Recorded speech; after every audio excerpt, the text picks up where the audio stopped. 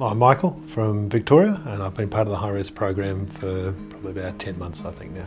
So I work in IT, I'm employed full-time. I have two young boys, they're now 13 and 12. Before high-res, I was just doing what everyone does, looking after the family, paying the bills, working my job. I had a very serious incident with my health not too long ago. I was very lucky to survive that, literally on my deathbed in hospital, filling out wills and stuff like that. I've been interested in property for quite a while, and I've done a few projects with mixed success. So I've known Ian for quite some time, but I saw the promotional materials for high res and the fact that he was getting the group running, and I thought that's a great opportunity to work with him directly and leverage his expertise. There's a real need to cater for people who don't have like the full resources of a well-employed professional couple, and the options for them are quite limited, and this is exactly the sort of strategy which fills that need. I was starting fresh after a separation from my wife of 21 years. I have two kids and a job, and limited time and limited resources to finance the project. So I definitely took my time to go through all the materials, because there's no point joining a course and not paying attention to what you're being taught.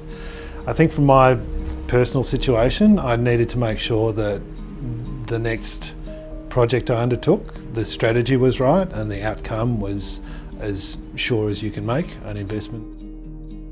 What gave me comfort there was knowing Ian, knowing the way he operates and what his goal is, both from a community perspective and from an investing perspective. I'd say Ian is very energetic, and he's very straight spoken, so he'll tell you if something makes sense or if it doesn't make sense.